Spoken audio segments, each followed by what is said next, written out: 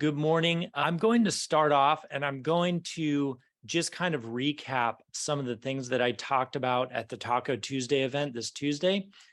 Michelle, I know that you were in attendance there, so I apologize for the redundancy, but I do think it's really good information. And then I want to talk about the inflation numbers that came out yesterday. So I'm going to share my screen real quick. And for those of you that weren't here, so real quickly, the ultimate topic that I was talking about is interest rates hopefully coming down around 5% or lower in the next 6 months. And this graphic kind of illustrates how and why that might be possible. The Fed, when they talk about their 2% target for inflation, they're talking about the CPI number, which is the Consumer Price Index. And it's there's two numbers. There's the headline number that includes food and energy, and then there's the core number that does not include food and energy, because the Fed can't control the price of oil. They can't control the price of food. If there's a bad crop and food goes up, they can't control that. So they look at the core number. So each month, the prior month's numbers are released. So yesterday, we got the CPI numbers for September. And next month, we're going to get the numbers for October. So in this chart, keep in mind, the Fed was buying mortgage-backed securities and putting a bunch of cash into the market, which is what kept interest rates down at that 3% level. So the inflation numbers and spending and everything in 2021 was artificial. They shouldn't have done that for as long as they did, but they did, and here we are. You can see that the June number of 0.8, July number of 0.3, August number of 0.2, and September number of 0.3 from last year. So when this year's numbers come out, it replaces last year's numbers. The reason why we saw such a big jump in interest rates between July and August is because, and mainly in the middle of August, you can see year over year, August was down 0.2%. And then this August, it was up 0.6%. So when the market saw that discrepancy, they said, oh my gosh, inflation's out of control. And it just kind of froze everything. Interest rates went crazy. So when we got September's number yesterday, and I'll go over those in a second, keep in mind, last year's September 21, that number was 0.3%. So this month's numbers were higher again year over year.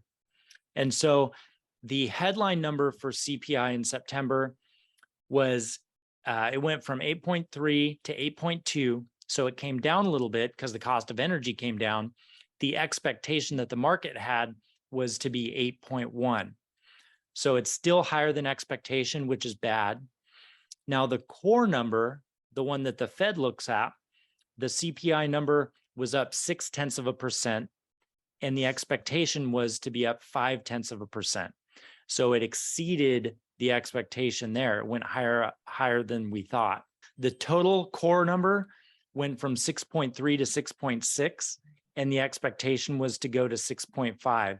So again, it's higher than expectation, which is why we didn't see relief in mortgage rates. So when we see these numbers come down, that's when the rates will come down. So as you can see, once we replace the October number from last year, which was at 0.6%, that's going to be more normalized. So I'm hoping that in November, December, we start to see these interest rates come down. So basically, we're replacing artificially low numbers with the new numbers. It's an adjustment period. Rates are still over 7%. So we just have to stick together and push through this time period. I really went into the 2-1 buy down at the Taco Tuesday event. So if anybody wants to dive deeper into that one-on-one, I think it's super important that you as real estate agents understand how your mortgage person is talking to clients and explaining these things and educating them, because that's what we need to do. Education and then overcoming objections. So that's my main priority. So I'm showing this to clients. I'm talking about the conversations. Hey, here's what we can do for a 2-1 buy down. I gave an example at the event of a $500,000 purchase. A 2-1 buy down saves them $600 a month on the mortgage payment for the first year. Additionally, with the 2-1 buy down, the money that's spent on that interest goes into an escrow account and it's held for them. So if the rates do go down in 6 months and they refinance that mortgage, the money left from the buy down goes to pay down the principal on their new loan, fit to them for monthly savings, as well as not losing that money. I also wanted to share the 90-day boot camp. If you click the link in my email from this morning, you can download that spreadsheet. So I was going to do another screen share and just kind of talk about that strategy. Again, with rates being this high, we've all seen things slow down. We're seeing price reductions on listings in the market. People are kind of figuring out what to do. So if it is going to be a slower time period as far as transactions, I think it's a great opportunity to work on our business and to work on our relationships. Because what I believe is going to happen is when the rates do come down, I think we're going to see a lot of buyer activity come into the market, because if the rates are between 4 and 5%, in my opinion, people will continue to buy on a normal basis. They won't really think twice about those rates. 3% probably won't happen again for a long time, if ever, but 4 to 5% is normal. And in my opinion, it's affordable. So hopefully that happens in November, December. What are we going to do in the meantime? And this isn't super fancy, literally just a way to record your activity. The Realtor Bootcamp, so the coaching program that I did, I did a similar one. I started in July, and it made all the difference in the world for me during this time. So for real estate agents, the focus is to identify 50 relationships that you currently have. That can be past clients, VIPs. I'll talk about that a little bit. So VIPs in my world means, I have everybody from a personal stylist. I have insurance agents. I have a family and divorce attorney, a trust attorney. I have accountants and CPAs. I have financial planners.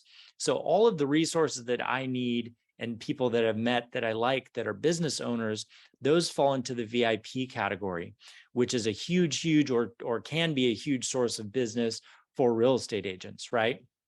So all your VIPs, your past clients, mortgage lenders, insurance people that you like to work with, they want you to catalog 50 existing relationships. And then this sounds like a huge goal, but identify 50 new relationships. So does anybody have like a divorce attorney that they work with? No. No.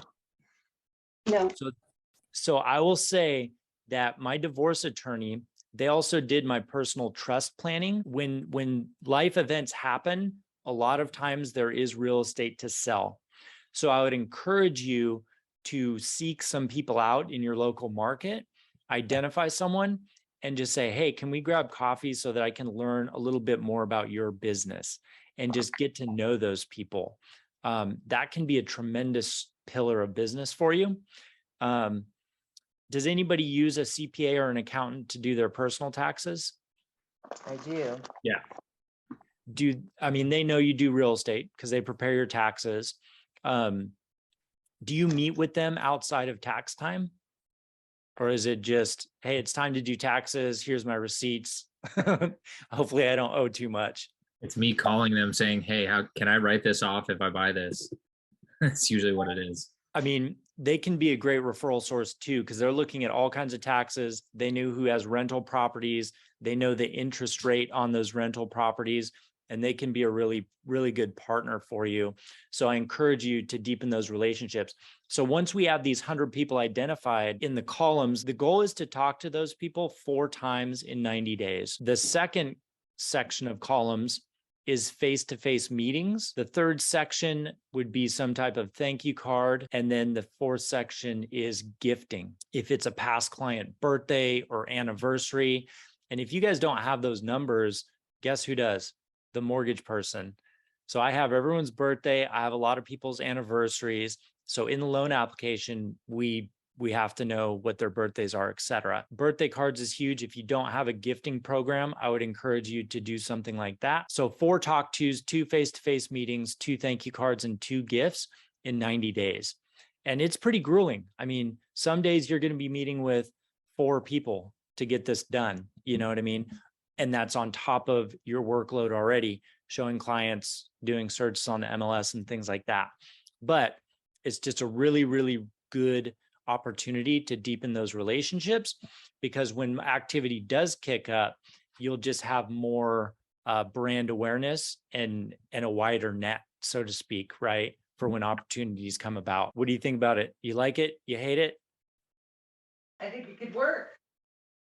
It does work. It does work for sure. Like I think said, I did a similar boot camp, and so I took some time off. And when I came out of that time period, I started doing the boot camp. And within 60 days, I had like 60 referrals. So it's just really important to reconnect with those people. You know, a lot of people have just been sitting at home for 2 years. It's good to get back face to face and deepen those relationships and just catch up with people that you like and that you've worked with in the past, you know? And then also just to be a resource for information. I mean, if you reach out to past clients and just say, hey, how's everything going? You never know where those conversations will lead, or if they have a relative that's moving or a neighbor or something like that. So just really important to get on the phone, try to get face to face. I know I work with some agents that around Thanksgiving, they do like pie giveaways. Like they'll just go to Costco and get, 25 pumpkin pies, and they'll hand deliver them. And just a really good way to get face to face with people.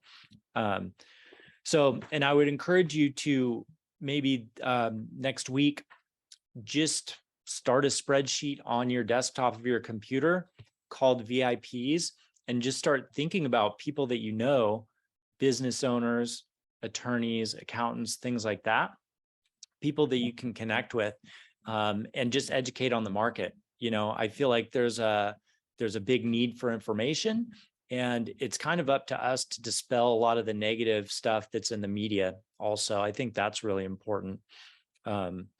So that's what I wanted to talk about today, the 90-day boot camp and the rate update. So again, we're still over 7%.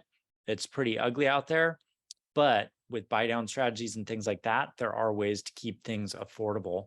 I also wanted to open it up for you guys and just see if there's anything specific that you're struggling with in the market, or anything that we can kind of brainstorm on the call, or any questions for me relating to loans and stuff like that. I got a question on that 2-1 buy down. What's that first year rate looking like currently? Does that bring it down to 5.5?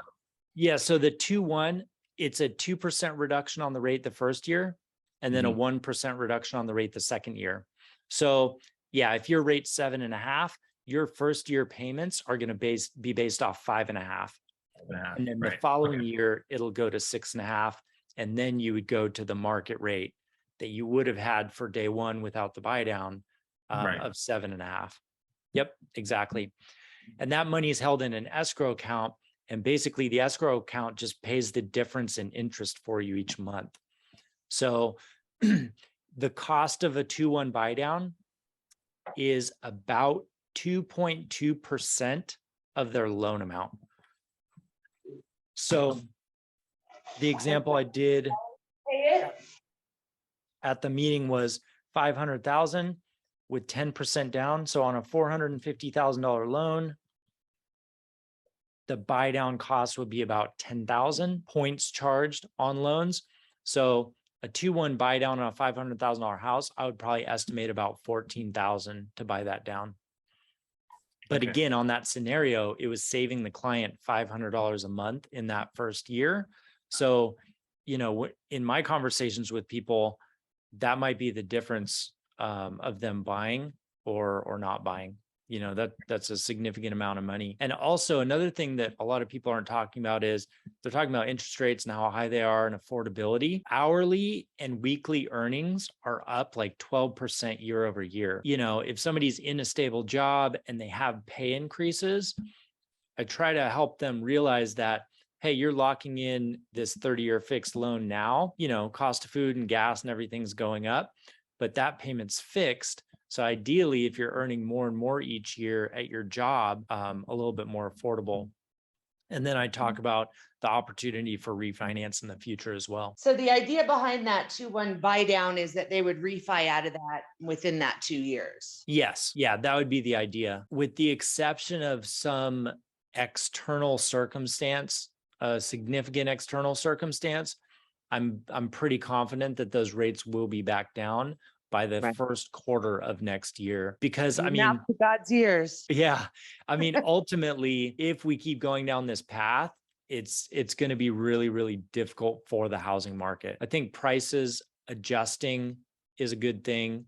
And then the rates adjusting will kind of pair that to be a really good market. It's just a matter of how long it's going to take. So it might get a little bit worse before it gets better, but fingers crossed for November, December, I think we'll see those rates drop. I think that if we even saw rates in the 5s, that people would just start buying because Yeah.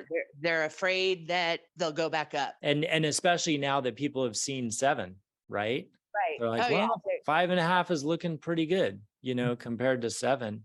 So another thing is if you have leads from the last 6 months, reconnect with your cold leads and just give them an update on the market or whatever. I personally I'm going to start doing more content on my YouTube channel. If anybody wants to brainstorm about that, I think it's really great because if you can get comfortable on video, you can do a 5-minute market update or a 3-minute market update or whatever the length is. And once you have that piece of video, you can send that out to 100 people, and you've already done the work to do the market update. So it just gives you really good exposure. Obviously you guys know that I do a lot of video on social media and then also in the email updates. So I'm always open to chat about that and brainstorm if anybody has questions or if it's something that you want to start doing in your business. Yeah, it was a decent amount of information.